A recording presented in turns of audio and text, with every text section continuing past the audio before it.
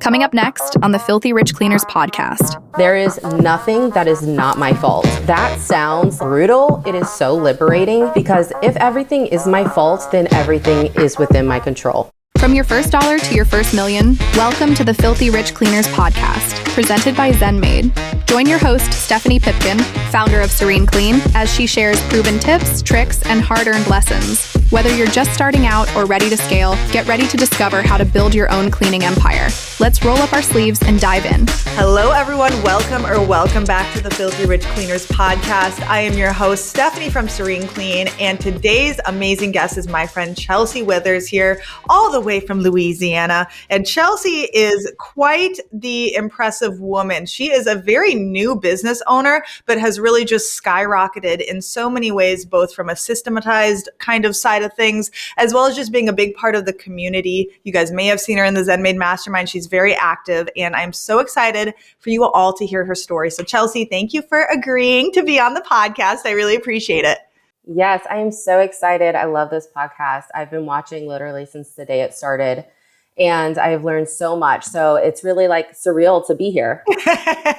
You know how much I love having listeners be guests, because one thing I love is highlighting people at all different stages of their business to showcase just the fact that being successful can happen at every stage, right? It's not like you just make it, right? Like you have learned so much just in the short time that you've been in business. And something I love about you is the reasons why you opened your cleaning business. So can you share for the class, why did you open your business? It's kind of, similar to a lot of people's story where you start cleaning because you can and you need to make some money. So necessity was definitely part of my story.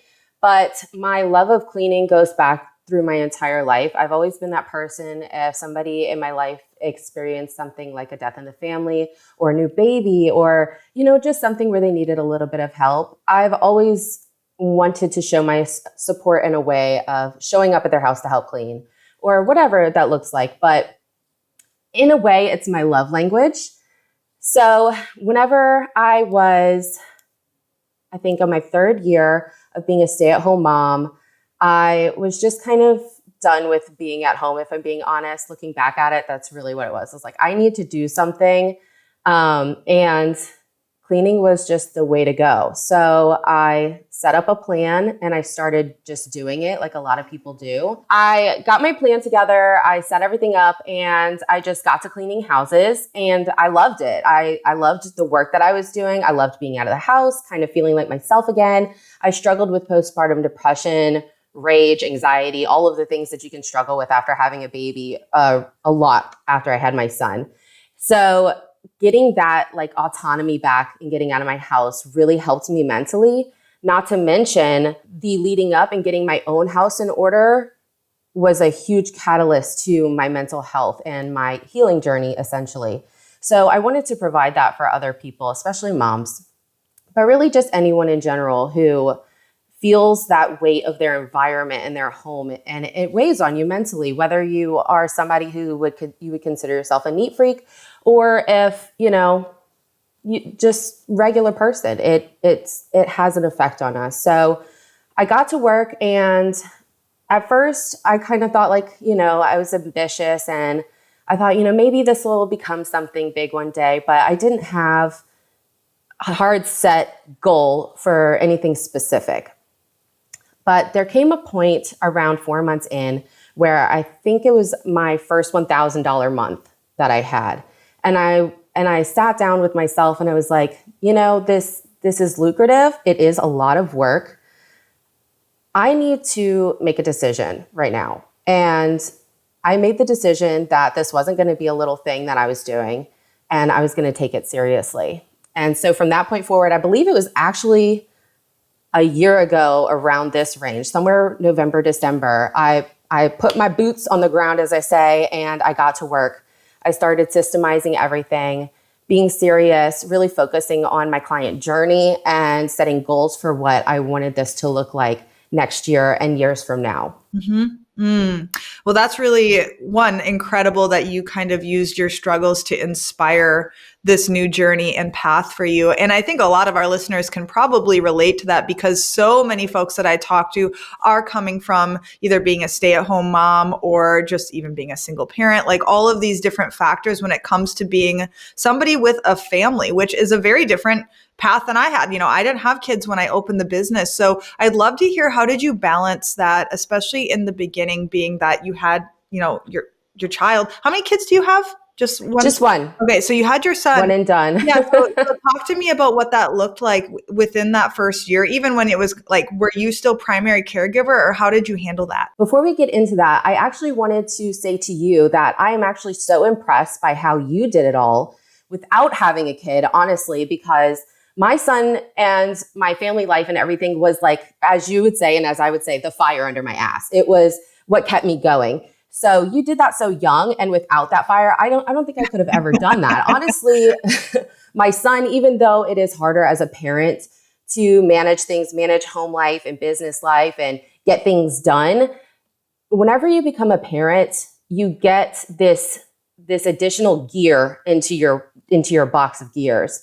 And you can work yourself up a gear. And I don't know how it works. It's magic as far as I know, but that really helped me. That's why I am where I am today, is because I had that fire under my ass, and it wasn't easy. So in the beginning, I really tried my hardest not to bring my son to cleans, but that's life, and it did happen. And I'm very lucky for the clients that I had from the very beginning, who I still have today, which is just incredible. And I'm so grateful for. They graciously allowed me to take my son with me into their homes while I cleaned. I'm also very lucky to have a son who is mild-mannered, so he wasn't destroying everything as I was doing it, thankfully. I mean, of course, we had our hard days, but during the day, whenever I had him and we were at home, I would do as much work on like Google Docs and spreadsheets and watching YouTube videos while I cooked or cleaned at the house, and just putting everything together. And then as soon as he went to sleep for a nap, or as soon as he went to sleep at nighttime, it was go time. And I got to work building those things that I was kind of processing in my brain during the day. And yeah, man, I just got through it, honestly. I think a lot of moms can relate to that. You just kind of do what you got to do. Yeah, I really feel that is so true, just based on the mothers in my life. Like my best friend, she's got twin baby boys who are a year and a half old. All of my managers are mothers, and they describe exactly what you're talking about of, there's something about when you become a mom that like it's like a new gear is unleashed of, I'm like, how the F are you doing this? And it just all of a sudden unlocks this capability that you just don't have access to, I feel like, until you experience that. So I totally can relate to just seeing that kind of gear unlocked in mothers specifically. And you guys just make it happen because there is no other option. It's the whole like burn the boats kind of conversation or topic. And it really seems that that's exactly what happens when I talk to female business owners who are also mothers. Like, it's just pretty incredible what you're able to do. And what I also wanted to highlight too is you mentioning, like, as an individual cleaner, you were bringing your baby to cleanings when necessary. And I feel like that is something, obviously it is technically not ideal, right? But no, not at all. It's so many people's stories, and it's not something to be ashamed of. It's just something to be aware of like, this can't be for forever, but you got to do what you got to do. And if you have clients that are open to it, I would say do whatever you need to do and get out of that when you can, because obviously from like a liability standpoint, it's not great. But it also, I'm glad that you mentioned it, because I think a lot of people are probably like, oh my gosh, I have to do this right now. And do what you got to do. You're a working mom. Absolutely. They know that. They agreed to it, right? So, and keep that in mind that it's not for forever. So I would love to hear, you already had such a brain for, you keep mentioning systems and processes, and it seems like you just have a really good brain for that. Were there resources that kind of made you think that way? Were you listening to books, or how is it that you already were like so focused on that from such an early moment in the business? Is there something that influenced that for you? Yeah, so that would be ADHD. Yes, I know by watching your podcast. I am a ADHD girly, and I have been my entire life. And I did not like being medicated. So in my early 20s, I think I really like just admitted to myself, like, I don't want to be medicated. I'm winging this. And my life like plummeted. So I had to figure out how to like live as a person with this condition, if you say. Honestly, it's a superpower in some ways. So I learned a lot in my 20s. I'm currently 29. So I learned a lot these last 10 years of how to operate as a human while your brain doesn't want to focus, doesn't want to cooperate whenever it needs to cooperate. And I started building systems, and that goes from small things like a laundry system, because I would have laundry piling up and it would never get done. I was wearing dirty clothes. So I had to fix it. And through building all of those like minuscule systems, I really got a knack for, okay, a system for building systems, if you say. Like, I learned how to do it. And whenever it came to the business and all of the free resources that there are with the podcasts and the books and just people posting videos on YouTube, I was able to see like, okay, wait, that sounds familiar. That sounds like I can systemize that. So then I would test things out and I would try them and I would fail. And then, but once you try something out, you have the groundwork for something.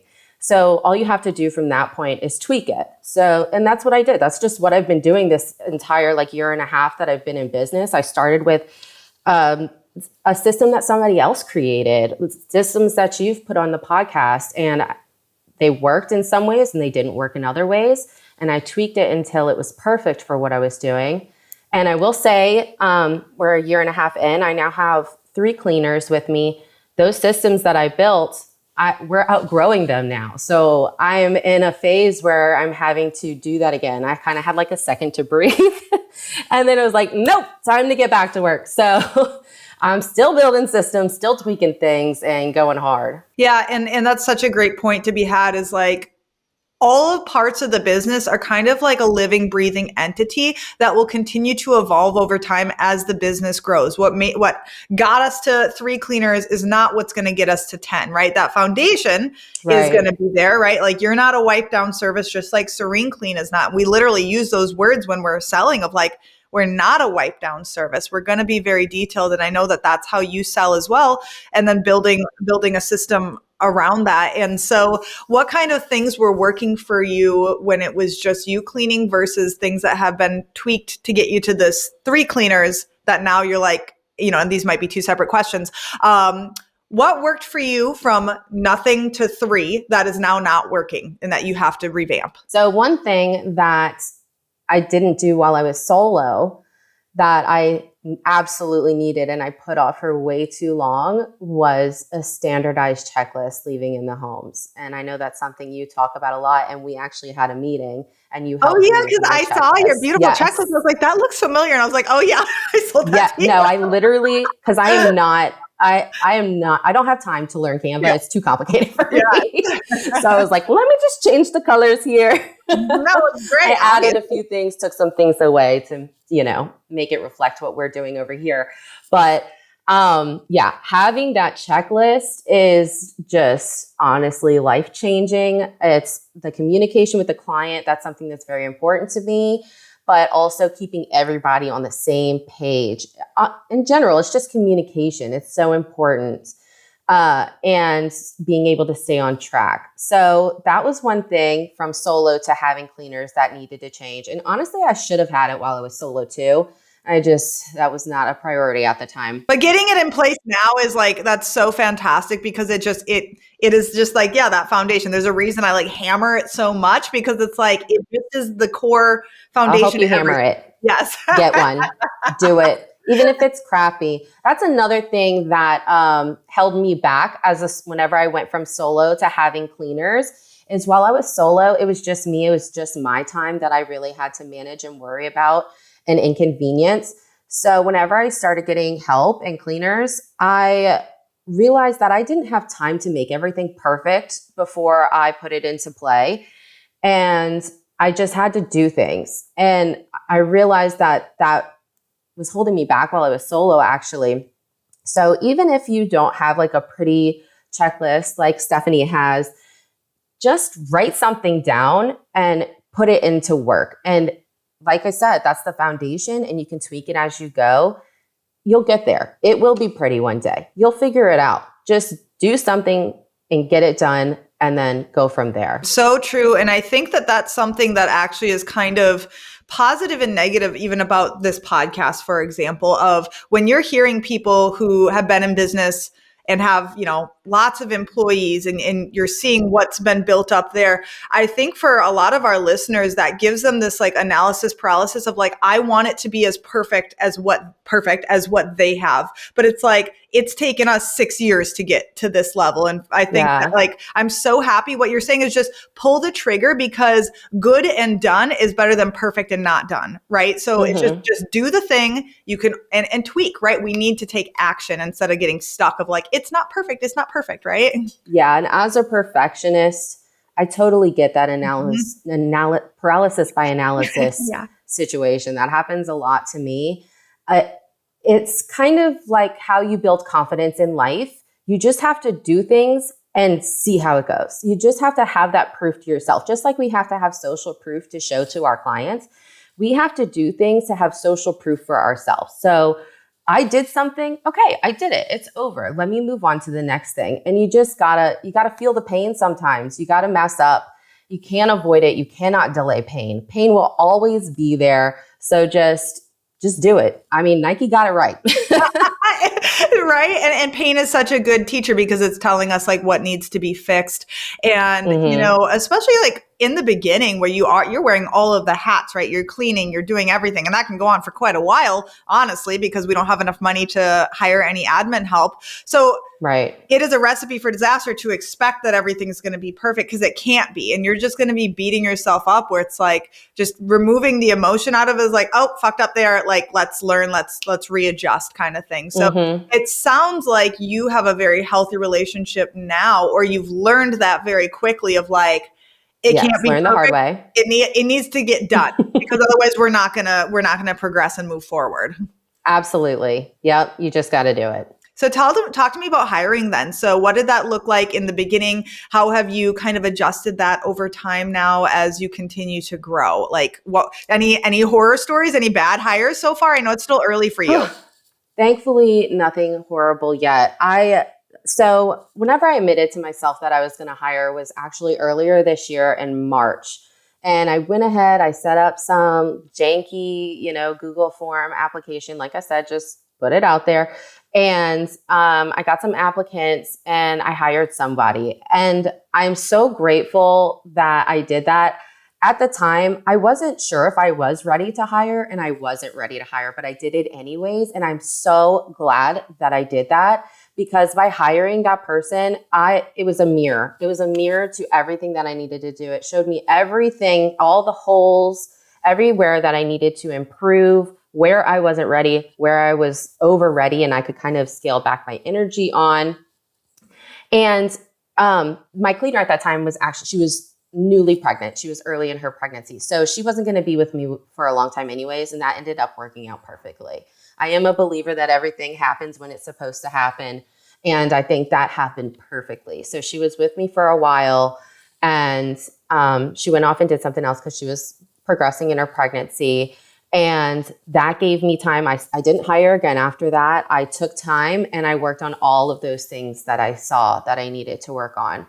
And I did get caught up in that need to make it perfect. And I waited too long a little bit. But eventually I was like, you know what? I've worked on it enough. I've touched it enough. It's time to give it another go. And I gave it another go, and it's been going great. Oh my gosh, you just dropped so many wonderful nuggets right there. I love that you said that it is a mirror to show you what you need to work on, and that mindset around this person in front of me is supposed to be teaching me something. And I'm totally of the same, like whatever is supposed to happen happens exactly when it's supposed to be happening. I'm the same way, because my entire life has been proof of that concept, it feels like. Absolutely. So I resonate so strongly with that of, one, you tried the thing, you collected the data that needed to be collected, and then you made the changes and then gave it another go. So what were some of those examples of I was not ready? What did she show you? What did that mirror show you? So I had no idea how I was going to train this person. I just kind of fell into it. I was like, I know what to do, so it's going to come out one way or another, I guess. Like, training and it did. Yeah, training is like the worst thing ever in the beginning. Yeah, it's hard. It is very hard to train somebody. It came out like a fire hydrant, and I just info dumped on this poor girl, and I was like, well, here you go. Good luck. I was there with her the whole time, but I did need her assistance. I needed her to take over certain areas so I could work on other areas. And I didn't set her up for success. And I learned exactly what that meant. I needed to have SOPs. I needed to have written down SOPs with natural language, not overcomplicating things. And another thing that I learned whenever I hired her, but also whenever I hired for the second time, is that all of those little things, all of those little details will fall in place as they come. You don't have to completely offload on somebody as soon as you get to talk to them. That's kind of my problem. I am an info dumper 1000%, and I overwhelm people. So that's kind of what I learned about myself is like, I'm too much. I need to basically make a second brain so that people can sit and go through the process slowly where they can absorb things, instead of me just kind of like relieving myself of all of this information and screwing them over ultimately. And that's a common trait with ADHD, I know, at least for myself, yes. is over explaining, because I want to make sure that, one, I'm not misunderstood. That's like a huge fear of mine. Yes. And I want to give like context around everything. So I was the same exact way of like, let me just tell you everything that's in here. And that is absolutely like a recipe for disaster, because it's so overwhelming for the other person, right? And even like, I think that, how we do training, like how many days or how many hours we're putting them through in the beginning, it's just a lot. Like not everybody is just going to get it right away either. And that can be very frustrating too. Was she pretty so what was that experience like? Did she give you any feedback? I'm just curious of like, hey, too much, or in reflection, you just realized that now? She was very nice. She wasn't going to tell me. Yeah. But I could tell by the times that I was repeating myself. And I'm not a huge fan of repeating myself. So I was like, okay, why am I repeating myself? And I'm big on self-reflection. I've been to therapy. So I've learned some tools on how to look at myself and assess. And that's kind of what I did in that situation was, okay, here's what's going on. One thing that I have done since the first time I hired is I have the mindset of everything is my fault. There is nothing that is not my fault. And that sounds like brutal, and it is in a way, but truly it is so liberating, because if everything is my fault, then everything is within my control. Of course, everything isn't within my control, but I have some play in how things happen and how things will go. So with her and with the results that I was seeing, I was like, okay, so how is this my fault? Where do I play into this? And whenever I identified my role in everything that I was seeing, then I was able to make changes in myself, and immediately I could see the differences. So slowing down whenever I was going through things, I didn't get to make those changes with her, but I made them with my second employee, and I went room by room instead of taking them. I didn't take them to a deep clean for the first time they come, so just those tweaks of like, okay, here's where I messed up. Here's what I'm going to change, and then observe the results. So it's basically data collection. KPIs are super important for that reason too, of like keeping notes. What I did is I kept notes of how I did things, and I just compared and tweaked those, and then said, okay, this is what I changed, and this is the end result that changed. So that worked. Yeah. And go with that. Using everything as kind of like a science experiment where we're just tweaking one variable at a time. And for those of you that maybe just had an emotional response to what Chelsea just said, when it's like, everything is our fault, it truly is a liberating thing. And if you have not read the book, Extreme Ownership by Jocko Willink, that goes into this concept in depth. That's the entire premise of that book, and of like extreme ownership to the point of like, as leaders, it is our fault. It's our responsibility. And that allows us to take action. And one of the concepts in that book is like, the longer that we spend trying to like point blame and like, whose fault is this situation? Like, we gotta like put blame on somebody. And that is just an entire waste of time, where it's like, if we take the blame, it immediately jumps in to problem solving mode of like, okay, why did this happen and how can I prevent it in the future? And it is kind of a waste of time because even if it 100% factually was our cleaner messed up, they didn't do this, they didn't do this. All right. As a leader, it's our ultimate responsibility that happened poorly, whether that be a quality issue. Okay, is it a training thing? Is it a communication thing? Like, there's so many things that, because like you said, once we put on that, like, it was our fault, our responsibility, it is really liberating, because now I can be like, I can fix this. I'm in control. And I think that, even so often, what are the repeated things in our industry? Nobody wants to work. I can't find anybody good. Customers don't want to pay my prices. They don't see our worth. All of those things, even if they're true, how the fuck does that help us solve anything, right? Like, that doesn't help us. Like, we can't do anything with that. It's not helpful. So I love that your mindset from an early stage is that way. And it's so true that, therapy can help us take ownership. And I think that that's probably one of the core, like, accountability is one of go to therapy. Everybody go therapy. Everybody go therapy, right? But taking accountability for every aspect of our business, instead of it being shackles, it's very liberating, because it's like, like, here's my locus of control, and I have full control over this situation, even if factually that's not true. And like what you said, I really like that you said that it's a waste of time. That's a big part of it that I never even thought about, is you do, before you take that extreme ownership, which I'm going to have to read that book. That sounds like an awesome book. You do waste a lot of time trying to figure out in your own brain, like, was that my fault? Was that their fault?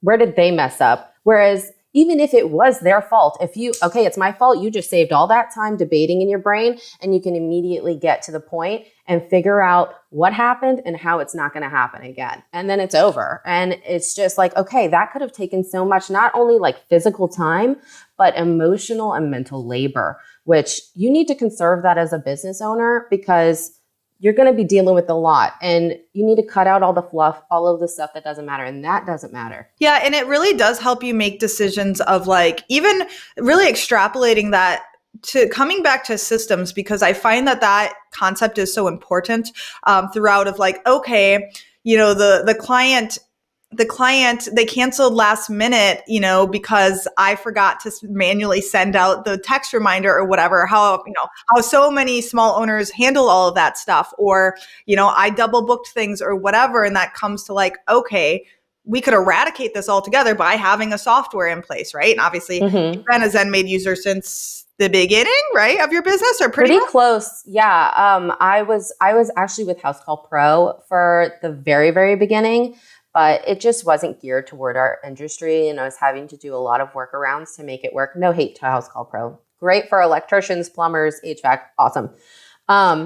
But having something that knew what was going on, knew what to expect in this industry, was a game changer. And I think it was about 4 to 6 months in, we switched to ZenMaid, and immediately, huge difference. Yeah, I would think, I've never used House Call Pro, or I know a lot of the softwares are geared towards more like one-off appointments, where obviously like the nature of our business is reoccurring. Was that one of the areas that you had to like do, like just make all of the appointments one-offs, or how did that work for you? I don't even remember. It was a lot of very professional stuff for, I would say, more male-centered. For real, So like the communication was more male-centered, in my opinion. Having things like checklists wasn't as easy to put in. I think that was like a main driver of like just the organization of a cleaner, sending in on my way text, they did have reminders and things, but it just wasn't a good fit for somebody, or in my opinion, for somebody in the cleaning industry. ZenMaid would be a better fit. Yeah, I agree with that 100%. And obviously it's very niche for a reason so that we can focus completely on features that only are relevant to cleaning businesses. Like an Right. electrician couldn't use them. I mean, not they could, Right. but terribly. I would love to see that. Yes, right. It'd be beautiful. I would like that. It is, yeah, I do enjoy the more like feminine aesthetic a little bit. So. Yeah, me too. I do. I like living in a girl's world. Same. Very, very girly over here. So what other things did you put in place? I'm just curious, kind of software wise, what other things do you use in your business as you continue to grow? Currently, we use Slack, ZenMaid, Wave, and I think that's my big three right now. I haven't gotten too much into the automation side. I think in 2026, I'm going to start focusing on automating more just so I can have more time to do community work and like on the ground work, meeting people and stuff like that instead of being an admin all of the time. I'm not quite ready to hire like an assistant or anything like that. But ZenMaid is a big one with the reminders, eliminating all of those hours of work of admin for me. And then Wave allows me to send automatic invoices for my recurring clients. It's very easy to use, and it's also bookkeeping. Bookkeeping is a good one too. That's a 2-in-1 for me. And then Slack is something that we've started using, I would say 2 months ago, we started using Slack and I'm loving it. It's really helped me organize like what I need to do, because as a business owner and managing other people, you're managing everything that everybody has to do. And it kind of gets difficult to see like, okay, what's my job here? So with Slack, I've set up different chats for different things. There's a restock chat. So in our end of the clean procedure, which is another great system that you should have, they have to go through their supplies as they're packing up their supplies and say, okay, I need more of this. I need more dusters. And they have to send that list into the restock chat. So that on my end, all I have to do is whenever it's time to up their supplies and gather their supplies that they need for their caddies, I just have to go into that chat and it's all there. Everything that I need to prep is there. Another thing is a completed checklist chat. So whenever we're done with the cleans, they take a picture of the front and back of the checklist, send it to the completed checklist chat. That's just so I can double check that they're doing what they're doing, or at least they're saying what they've done and compare. So I don't do quality checks all of the time, obviously. So it's just a way to stay accountable, and it keeps the communication clear. So I'm not having to go through our general chat and find all of this stuff. It's all right there and ready to go. I am so happy you brought up Slack. That is something that we put into place early this year. We finally, literally for 5 years, we're using Facebook Messenger for the business for all of the staff members. Yeah, which I will say is better than just texting, because the point was being, we could do groups. And the reason I kind of want to go into a little bit of detail, because a lot of our listeners are most likely individually texting their cleaners, or they have a group chat in a text messaging app. And what that means is when somebody leaves or you add somebody, you're making new chats all the time. And it is just a nightmare. Also, it's harder to like do it from a computer, right? Where Slack, if you guys are not familiar, it is literally just like a communication software, I suppose, that's going to take place of texting or anything like that for your cleaners. And it also, like Chelsea is kind of explaining, it kind of allows you to be very creative in how you handle that. Like, so for us, we have a social chat where a lot of our, previously in like our Facebook Messenger group, it was all work stuff, but it was also just us being social and chit chatting or sharing whatever. And that kind of muddies the water when you are trying to find out like work stuff. So it's like, okay, the crew social chat, this is the only place where we share all of that stuff and build that culture, but it's not muddying the waters of like the main crew chat, where you can also have dashboards and link to resources and all sorts. Just there's so many uses for it, as well as, alluding to automations a little bit. There's some really wonderful automations that you can definitely explore in the next year as you continue to get more automated. But I definitely highly recommend, like, if I could go back and like wave my magic wand, I would absolutely have had Slack from the start. I just didn't even know what it was. Yes. Yeah. I don't think I knew what it was until like 3 months ago, a month before we did it. And I either heard it from you or I heard it from a friend in a networking group. And immediately I just jumped on it because I was sending the text messages like you were saying, and it was so much work. It was so much to keep up with, because when you're sending text messages, I mean, I have the business number and everything, but it muddies the water. Like you said, I need to see that clear line. This is here, that's there, have everything have its own avenues so that you could just go in and find what you need to find, because that's right there, even though it seems minuscule and like not like a big deal, it's a huge time suck. Mm-hmm. It is. And it also separates like texting with customers and talking to your cleaners, right? This is the only place that cleaners are communicating with you. This is where customers are communicating with you. So it like, yeah, your mind is just so jumbled, like in the beginning, well, really even now, but like, especially in the beginning. So it's like, how can we make small improvements? And this is something that is actually like a huge improvement, because I see how overwhelmed people are with communicating with their staff. And for us, we actually have an individual like chat with each cleaner has their own chat with the managers. And so it if you look at our Slack, it seems like a lot, but truly it's the only way to like stay organized on all of that stuff. And I think the reason why so many of us have never heard of it is because Slack is usually used in like a professional kind of workplace where it's like just knowledge work, where it coming into basically the physical labor type of like, we're a physical service. And so I love if we can influence anybody listening right now. Yes, you have to pay for it, but it is. You don't have to pay for it. You don't have to. You're like, I don't pay for it. Oh, I wonder if there's a certain size. Cause like, I'm curious. That's amazing. Oh, yeah, I wonder. We have 4 people in our Slack, so we don't have to pay for it. Oh, I wonder so anybody under like that, definitely go do it. I see a lot of cool things in there with the paid version, like with the AI response bot, and I've heard you talk about it too. That sounds awesome. So I believe we are definitely going to be paying for it someday soon. Yeah. And I think people get really huffy, or they want like free everything. And it's like, look, guys, the amount of time and mistakes, like I get it. Like we're all broke in the beginning. I understand there is no money, but there is certain things that I would absolutely pay for in the beginning. And some of those are going to be softwares. Like I think it's well worth it. And, save your money on Google ads. They're probably not going to work for you right away anyway. And that's another thing with like spending money and knowing what's an investment and what's not an investment, where those perfectionists, like we were talking about earlier, can mess up and slow themselves down, is like trying to find the perfect way to invest, or doing too much research to a fault.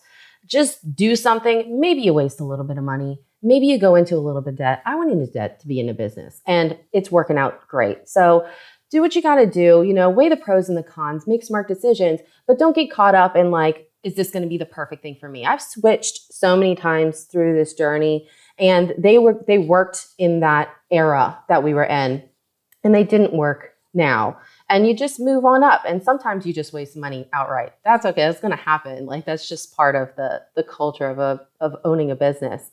But don't let that hold you back. You're not going to get everything for free. And if you do, you're going to pay for it in a different way. No, it's like you're going to pay for it in time or headaches or whatever. It's like, yeah, technically the free thing would be to like use Google Calendar, right? That is totally free to you to manage your schedule that way. But it's like the amount of time that's going to be spent fixing mistakes, or just it's so much administrative labor that you're spending, and mental energy as well, because you're just adding to the plate that's already overflowing.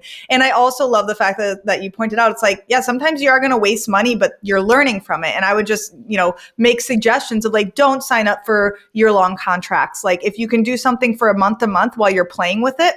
I mentioned the past couple solo episodes, basically, the smaller you are, that's the time to experiment, right? That's the time to see, how do I want to charge? How do I want to pay? How do I want to clean? All of these things, like you are in the prime experimentation. So it's like, take risks, try a bunch of stuff. I mean, how do you charge now versus is that how you did it in the beginning? Are you flat rate? Are you hourly? Are you hybrid? How do you handle that? Yeah, so we are hybrid. And in the beginning, we were also hybrid, but I did go straight to flat rate for like a section of time where I did flat rate for deep cleans too. We do hourly for deep cleans and then flat rate for maintenance cleans. I don't know how anybody estimates how long a deep clean is going to take. That's impossible from my perspective. And I tried it and I lost a lot of money. And a lot of time. So I like the hybrid model. I think it's very fair to ask people to pay you for your time during a deep clean. What I always tell people whenever I go to a client's home, and I still do walkthroughs, I tell them, we do charge hourly for the deep clean. We are very efficient. We have our systems. We're not going to be sitting around laying on your leg wasting our time. But we don't know what we're getting into until our hands get dirty. We do not know what can of worms we're opening until we're there. So it's just to cover us. And it also in a way covers them, because I could flat rate you right now and I could overestimate it. And then you're still going to have to pay that price where it only took us 8 hours instead of 10, or you get that savings if that's there. I'll be honest, most of the time it's not, but it's a possible perk at times. But covering your labor as somebody who is putting in blood, sweat, and tears to get these jobs done, you need to be paid like that. If you're someone who's thinking like, if you're struggling with your worth and charging people and saying, oh, well, I really enjoy cleaning and I really want to help people, that is great. You will not help people for long if you don't get paid. So you need to be charging what it takes to continue to help people. That's not doing them a disservice. That's doing everybody a disservice, to not charge what you need to be charging. The way I see it is if you're going to have staff members, especially, it's like that's disrespectful to them if you don't charge high enough to pay them what they're worth, right? So it's like if that's a core value of yours is I want to be a great boss, I want to pay people well, that means you need to charge high in order to do that, or charge as much as the market will bear. And I think that people are still in the assumption that, especially even just as a smaller outfit or even an individual cleaner, you have to be charging $25 or $30 an hour. That is not the case anymore, guys. Like individual cleaners are getting 40, 50 plus an hour. Like I've seen that in the group. So it can be done. And that comes into marketing and branding. And, if you don't mind, where were you starting out approximately hourly, and have you increased prices since then? I know, you were charging flat rate, but on average, do you feel like you were like way too low? Actually, well, yes, but the reason was because while I was doing flat rate, I was not estimating correctly. I've been at $50 per labor hour since the beginning, and I'm so glad that I have been. Yes. Of course, I still lost my money. Yeah. So I haven't had to do a price increase yet, but I'm sure that's coming in 2026. But where I messed up was just, I would be afraid to say, okay, this took longer than I told you it might take, and I'm just going to eat the costs. And I did that a lot. And I still do that sometimes, depending on the situation. I'm not even going to lie to you. So that is an ongoing lesson that I think we all learn, is just knowing to stand our ground, to know our worth, and to be competent within ourselves of what we charge. But technically I've been at the same rate the whole time. But I've made my mistakes whenever it comes to pricing, no doubt. And I love that, like the point being is like, you're learning from it. Like, okay, like that first time, like the past several first times I've had to go over what I estimated, even charging hourly. Well, then I need to estimate higher, because clearly we're slower than I thought. And that's exactly what I had to do. Of like, I kept underestimating on first time cleans. I was thinking we were more in like the 200 to 250 square foot per hour on a first time clean. And it really is more like 150 on a home that people are living in. And it's just like, no matter what we think, like in our head of like, oh, this is how fast it should be, the data doesn't lie. And I love that you brought up KPIs and tracking, and that has been an integral part of, smoothly growing, or smoothly as smoothly as you can grow, is tracking and looking at the information for what it is and not just what we want it to be, right? So what kind of areas have you tracked from the beginning? What have you added recently to tracking? And can you describe what that actually looks like? Because I know I say the word tracking and people are like deer in the headlights of like, I don't want to touch a spreadsheet. Talk to me about your tracking, Chelsea. Okay. So right there, I don't want to touch a spreadsheet. If you're at the beginning of this and you really want to do this, go on YouTube and just start watching videos on how to use Google Sheets, because that's your life now. Just learn it. Just get it over with.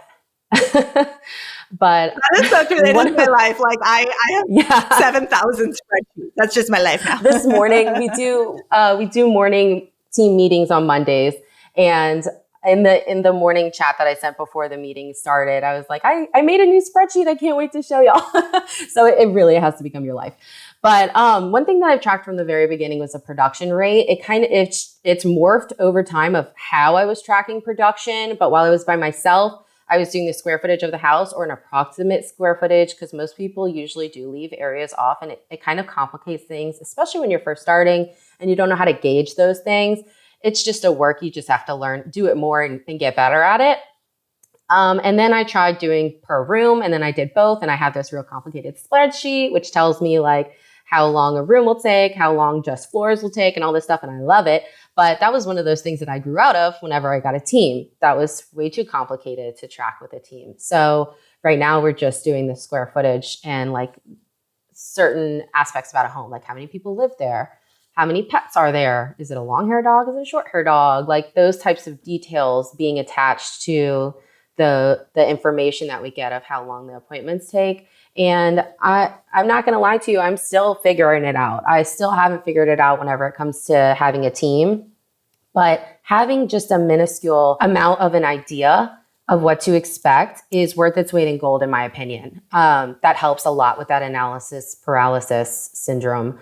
Just having a launch point of like, okay, well, it might take this much, and I have something that gives me a little bit of confidence to think that. So then you can go forth and just do it. And yeah, just always learning and adjusting. And do you do in-person walkthroughs? Yeah, I am still doing in-person walkthroughs. I am getting to a point where I want to start phasing out of in-person walkthroughs. I never want to get rid of them, though. I hate to say that. I love doing walkthroughs. No, hey girl, whatever. And like that's one area, like I know you guys all know how I feel about that for my business, but it's an opportunity cost. If you continue to do that, something else has to be, like your time in that's an investment. And right. So I don't think it's bad. I just think it's a choice. You know what I mean? Like so many other things are. Well, it's definitely not very scalable. Like that's just the facts. It's a hard pill for me to swallow, is that if I want to go to the places that I want to go, that's something that just isn't scalable. That's another thing where we were talking about is having a mirror up to you and saying like, okay, well, what's going on here and where's my role in it?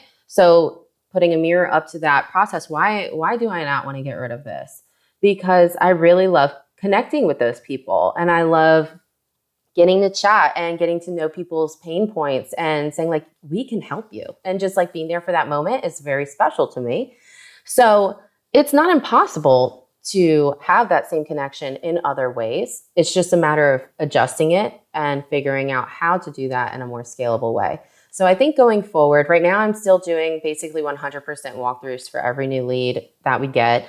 I'm going to start going forth. I actually made a really good friend through networking locally, and she gave me like an awesome tip for the booking form is to have a qualifying question. So I added a qualifying question to my booking form on ZenMaid that asks, okay, so how urgent is this? How quickly are you looking to book? And if they answer that in a way that's urgent, then they're getting a walkthrough. Or it depends, actually. They may get a walkthrough immediately if I have the time. But if it's so urgent, I might just say, okay, let's have a conversation. Let's learn some more about your home. And then I can work up a quote and just send it to you since you're in a rush. So that kind of helps me gauge when I have to show up in person and when I can, relax and maybe spend my time elsewhere, spend my time with my employees, spend my time working on systems, so on and so forth. So I think going forth, we're going to be moving more towards figuring out a system that allows us that connection, but also is more realistic whenever it comes to time and energy and resources. I am so happy that you just brought up the mirror concept again and really delving into like, why is it that I am struggling letting this go? Because what you just brought up is something I hear so many times when people are like, I really love, like, that's my favorite part, and why I opened this business is to connect and help people. And if I don't do those in-person walkthroughs, it feels like I am losing out on that ability. And so analyzing that and saying, okay, what I actually really love about the walkthrough, it's not actually about giving accurate pricing, right? Because that can be done without the walkthrough. Because thousands of businesses are able to accomplish it. So clearly I can as well. That's not the holdup. It's I love to connect with my customers. I love, like you said, that moment of like, and so how can we replicate that without necessarily all of this time investment? And there's multiple ways that we can, create connection points, or even if that is a phone call or something that just isn't so time consuming as walkthroughs, because as you scale and continue to get more estimate requests, you might get, 10, 20 in a week. okay, that like, we can't do that, right? It's like, you're gonna be pulling your hair out. So I love the idea of the qualifying question and bringing up the booking forms of, we constantly tweak our booking forms as well as we adjust, and like, okay, like, we're still not getting the information that we really are looking for. Like for us, one of the questions that we ask is, like, what areas of your home are the most stressful? Like what's bothering you the most, so that we can have that connection point. And it's easier to sell when you can connect to somebody, right? So talk to me more. I know you had mentioned, something that you've tweaked and continued to systematize is the customer journey. So can you describe what that looks like today and what areas you're still looking to improve in that? Yeah. So the customer journey and the client experience is something that I'm personally really passionate about. I actually heard a tip early on whenever I finally made that commitment that I was going to go big with this, that you need to document your customer journey. And I was like, what the hell is a customer journey? Like, I'm a little baby business owner. I know nothing. So I watched some YouTube videos, YouTube University, y'all get on it. It's free resources. There's so much information. I've watched every single Zen Maid, what is it called? Maid Summit, the Maid Summit. I've watched every single Maid Summit video that there is. And it may have been from one of those videos, honestly, about the client journey. And whenever I heard that video and I documented the client journey, I had nothing to put on there. I didn't know what I was doing, first of all. Second of all, I hadn't built any of this stuff yet. And that was totally okay. That was my launching point. And from there, I have added so much. Now our client journey is like so seamless and beautiful and full of good feelings. And that wouldn't have happened today without doing that in the beginning. So just having, even if it's embarrassing, even if you feel embarrassed to write down that you have nothing, write down nothing, document it, know where you're at right now. And so that you can plug things into it and you will grow. If you're passionate about this and you want to keep going, it will happen for you. So the first thing that I started once I had an idea of where I was at is with the communication with the clients. So I wasn't doing any kind of email communication besides like a one-off email here whenever people would ask for things. So I standardized that process. I standardized a welcome email that people can have so they can learn about our business and what we're about straight from the jump. So they're all those questions that they're having in the beginning is like, okay, is this person going to have the things that I need? Are they going to do the things that I'm looking for? Because every cleaning business is different. So to send them that welcome email with our checklist and with a fit guide and with our policies even, so that they can look through that before they're scheduled for their walkthrough and have a good feeling in their gut of, okay, this is what to expect from these people, was game changing. People really appreciate knowing that right off the bat, that we're not gatekeeping anything. And then also with Zen Maid, the communication with the automatic reminders. I was sending reminders manually for a long time. Having that our clients can rely on. There's no question that they're going to get their reminder on time. And having cancellation communication when they would cancel, they'd know, okay, it did actually get canceled. I'm not going to be, invoiced or anything like that. And adding those things in with your CRM, but also on the back end with Google Forms. Another thing that we do that I really love is after we get a lead to become a client and they've booked their first cleaning, we send over a form. It's just on Google Forms. It's just a simple form. And it asks them all of the questions about how to enter and exit, but it also asks questions, where's your trash bags? And all of these things. And the whole message of that form is that we want this to be a seamless experience for you. We don't want to be bothering you on cleaning day. We want you to go get a massage and not have to worry about what's going on at your house and then come home and feel relaxed and at home, and you just worry about the things you want to worry about from then on because all of the dirty stuff has been taken care of. Anticipating our clients' needs and systematizing that, and really just that is my passion on the business side of things. Connection. I relate so strongly to that of how they experience you right away. And that first interaction is really going to dictate how they expect to interact with you throughout the entire customer relationship. So, say even if you do have a booking form or whatever, and they fill it out and then they don't hear from you for days, right? And I know that that's a tough pill to swallow for our owner operators that are still cleaning. I know it sucks.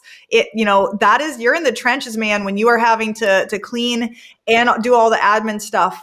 I'm sorry, but that is just how it is. Like it just, you have to be prompt, or even just sending them a text being like, hey, got your information, we'll get you this by this time, right? Or whatever, of like working with the fact, like, I get it, you're in the field, but we have to showcase to them like, hey, we are going to be reliable. We're going to be communicative. If you don't hear back from us for days when you are actively seeking out to spend money with me, like, how does that showcase to them that you're going to be prompt in the actual relationship and get back to them in a timely basis? And it's something that we have to grapple with as young owners, meaning young in our business ownership, is we have to have that great communication, because that's teaching them or showing them what it's going to be like to work with us. And I also love the fact that you talked about like your intake form for basically being a new client, and you're asking these types of questions. And we're the same way. We ask all of these different questions. And I know to some it may seem like a lot, but I love that you brought up of, we are trying to make it so on cleaning day, we're not having to pester you, right? So if you only ask the basics of what's the address and like the bare bones, but then you get there and your cleaners are constantly, they're texting you or the owner or calling them, and it's not fun anymore. We're trying to relieve stress, not add all of this additional, mental labor onto them, because now they got to manage the cleaners, if you will. So it's like, do it all on the front end. So on the back end, when the cleanings actually happen, it's just like this beautiful experience for them, right? Yes. That's why people reach out to us. They need relief. I always say that we don't sell cleanings, we sell relief. Like, we are marketing relief. People need that breath of fresh air. They need to know that things are taken care of. So having that client journey and plugging those things in, finding the holes where you can provide more relief, will pay dividends, honestly. Oh, I love that. And I think that you have a really good mind for branding, and you have a very clear view of what your brand is. And I think I can just relate to you in so many ways, because the language you're using is exactly how we all should be communicating our value as house cleaning companies, is that it's not just like we're not just selling cleaning, we are selling an experience. And the more that we can lean into that, of like, we are selling them an emotional feeling of stress relief, of calm, and coming all the way back to the beginning of our conversation of what your personal story is with postpartum depression and all of these things. What does our environment do to us, and that we can have a real impact on people's mental health and their lives in general. So the more we can lean into that, the more people are going to really resonate. And I'm sure that you use that, your story plenty, and for your team too, because that makes you, relatable and a great leader as well. Yes, I have a great team. I'm so grateful for my team. One thing that I did is, whenever I hired the second time, I hired for values and vibe, I guess, to find people who really cared about other people. So doing that, you could teach anybody how to clean, really, but you can't teach people how to care. So our employees are very caring. They really do. They put their best foot forward. They care about the results. We actually just had a deep clean last week. Magical. So this lady reached out to me through our booking form, and I went out. She was actually a little bit out of our service range, but for some reason, I just was like, you know what? I'm going to go do it. I'm going to do walkthrough and go meet her. And did the walkthrough. I found out she was 8 months pregnant. She was about to have a baby, and she was looking to have her house deep clean. She has dogs that have long hair, it piles up quickly. And she didn't feel like doing it. I mean, nobody feels like doing it. You got a baby in your belly. No, screw that. Let somebody else do it. And we actually do. We offer a slight discount hourly for deep cleans for expecting and postpartum mothers. For that goes into the whole reason why I started this. So we got her set up for her deep clean, and she was like, I have a few weeks. Maybe we could do it next week, or we could do it the week after that. And I was like, you know what? I don't know. Let's just do it next week just to be safe. And we got her scheduled. We were doing her clean. We talked to her and her husband before they left out. They had a baby appointment that day when we showed up. And I was talking to her. I was like, oh, you got your car seat ready? Everything's good. Just making that nice connection. She's so sweet. And about 3/4 of the way through the clean, the husband comes back home and the wife isn't with him. And we're like, oh, how'd the appointment go? And he just looks at me and he goes, she's in the hospital. And I was like, oh my God, what do you mean? And he's like, she's getting induced. They said today's the day. And I was like, what? We're having a baby? Like all of a sudden, we're all having a baby.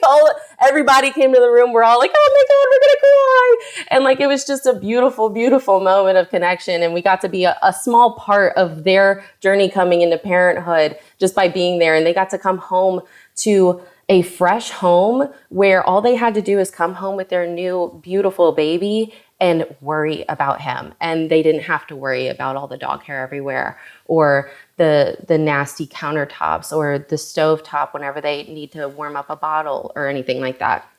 So that is really what I'm in it for. That is the beautifulness in this industry for me, and I think for a lot of other people too. It's not about the cleaning. It's important, but it's about that connection and being there for people, improving people's lives. Exactly what it represents. And yeah, I totally agree that I would say the majority of people get into this industry for it's not just, obviously, yeah, we're trying to make a living. We're trying to do all of these things financially for sure. But at the end of the day, if we did not have the passion for the people that we are serving, we simply wouldn't be able to push through all of the challenges. Owning a business, any business, is very challenging, but a cleaning business in particular, it is so physically demanding.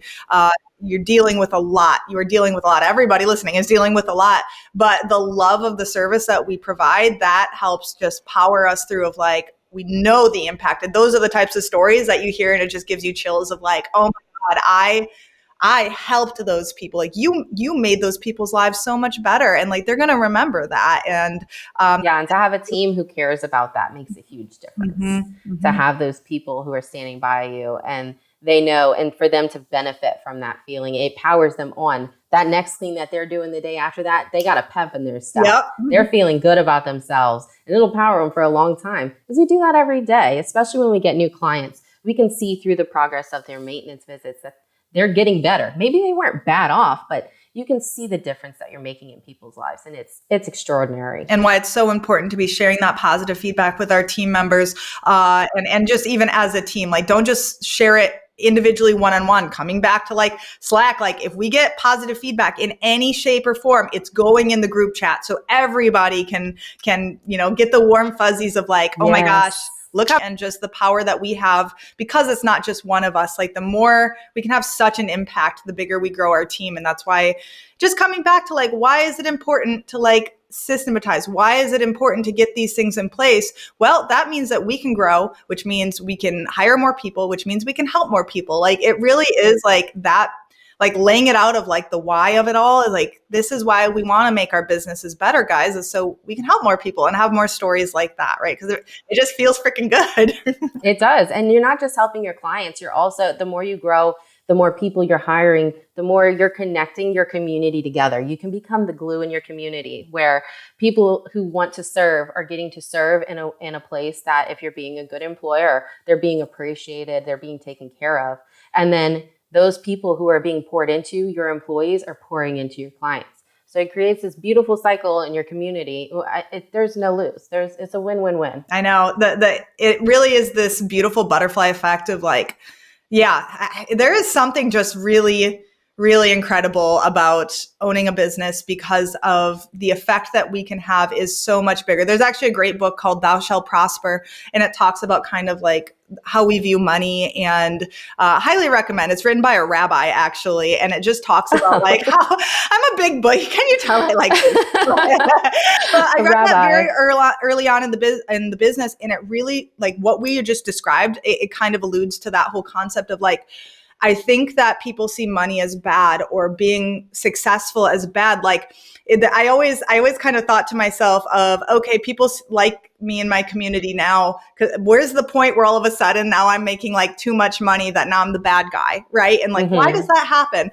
Which, there's a lot of reasons for that. We won't go into that. But I think that it's people like you and me and like all of our listeners of like, we see money as a tool. We see business as an incredible lever for positive impact and change. And we can be the ones that help change the way people view like what business is, and that it isn't always this evil thing. It can be like the most beautiful thing because we can impact people way more than any one person because of the abilities that we have, because of more people, right? Yeah, I actually was someone who really struggled to get on the abundance, prosperity mindset. And I did see money and prosperity as kind of like this scary, evil thing. I didn't grow up with a lot at all. So penny pinching is my culture. And within this last 6 months, really, that has changed for me. I've been able to see through this business that is just not true. It can be true if you make it true, but it doesn't have to be true. And it's not the inherent truth either. It's not what automatically happens when you get money. So I really think that growth mindset, that prosperity mindset is a game changer, and you don't have to have it to start with, but you do need to be open to adjusting to have it, because once you get it, there's no going back. You will see the beauty of it all and how much good you can do. And it's life-changing for you, and it's life-changing for everybody around you, because the way I see money now is it's obviously not something that we should hold on to forever. It's got to go around, and the more rounds it makes, the more good it does. So get the money and spend the money and put it out into the community and do good things with it, and it'll come right back, and it'll come back more the more you do that. Yeah, having that, I had a mentor one time say basically like when you hold on to your money like in a tight fist, you can't let any more in. And so I've always kept that in mind of like my open hand is That's so true. Gonna make it come back. And I've experienced that firsthand of like being very generous, or even just like building in, like, I've mentioned before, like every month we have an employee take a turn of choosing a local nonprofit that the business donates to. And that's been how we've been doing it for 6 years, right? Literally. I love that y'all do that. That is so cool. It was $25 in the beginning. It was $25 a month. So it's not like, because I didn't have any fucking money. But the point was of like, this is something that is going to be a core tenet of the business, is that we give no matter what small little percentage. It is a habit that we do this. And then as the business grows, so can that giving. And so I want to press everybody and challenge everybody to say like, listen, can this be part of it? Because once you start giving it like that freely, it really does. It creates this. It multiplies. Yeah, it multiplies in this positive mindset around like, oh, like the more I make, the more I can do that, right? Or, giving bonuses or whatever it is that you want to do with your money. Like it is a really good thing. Like, obviously, like there's a reason this is called Filthy Rich Cleaners, right? There's a reason for that, because it's like, I want all of us to make as much as we want, but not just for like, so we can like sit on a big pile of gold like Scrooge or something. Like that's not the point of it at all. It's literally so we can do what we're talking about, because like it really, really feels good. And that may sound selfish of like giving to feel good, but like it's human nature. It is human nature. And what we're supposed to do. Exactly. And so, I love seeing like such a new owner already like grasping those concepts, and just see like, I'm so excited to see where you're going to be in a year, Chelsea. I just know it's going to be like sickening how much you grow, because you have worked so much on mindset, you're working so much on systems, and you are rapidly learning. Like you're learning every single day, which is what all of us should be aspiring of, like, okay, how can I learn? How can that mirror be held up to me? And so, yeah, this has been like an incredible conversation. I'm super motivated feeling right now. So you motivate me. I'm just like, oh my God, like what's in the mirror right now? I need to look at myself. I know. I'm ready to go do something after this. We're doing our first community event this weekend, and this pumped me up. I'm ready to go. I'm a little nervous about talking to people in mass. No, I got to get out there and do it. Now it's my duty. Oh, hell yeah. Hell yeah. I love that. And honestly, you're a wonderful communicator. So that is another thing I'll attribute, is like you communicate really, really well. And that is such a skill to be proud of and to continue to build, because the better we can communicate, the better we can lead, the better we can sell, all of the things, right? So where can the people find you, Chelsea, if they want to follow along with you and your business journey? Well, if you want to go follow the Facebook page for the business is usually where you'll find a lot of the business side of things. On my personal Facebook, I'm not too active. I'm mostly sharing the business stuff on my personal Facebook. But it's Mindful Methods Cleaning, LLC on Facebook. And we haven't ventured out to Instagram yet. That's on my 2026 to-do list. But Facebook's got the money. So, I mean, we ain't hurting. Exactly. That's where we stick to as well. But yeah, follow me over there if you want to send me a message. If you want to send me an email, you have any questions. I'm an open book. I'm not a gatekeeper. I've already made these things. I'm not trying to be a coach or anything. So if you want to send me an email at chelsea@mindfulmethodscleaning.com. And you have questions, I'll send you what I have. I'm happy to share. Absolutely. And like I mentioned in the beginning, guys, Chelsea is a member of the ZenMade Mastermind. You do not need to be a customer of ZenMade to join the mastermind. It's completely free. It's a great group where you can go post questions, comment on other stuff, and just make those connections, because that is such a wonderful thing about this community is we're all very like-minded when it comes to the type of people, very loving people in this community. So definitely reach out and say hello in there. And thank you, Chelsea. This has been incredible. I'm so happy we had this conversation. Everybody, please give her a like. Leave some love in the comments. Yes, of course. I'm so excited. Yes. Subscribe, guys. If you haven't subscribed, what the hell are you doing here? So hit that subscribe, hit that like, and subscribe. We'll see you in the next episode of Filthy Rich Cleaners. Bye, guys.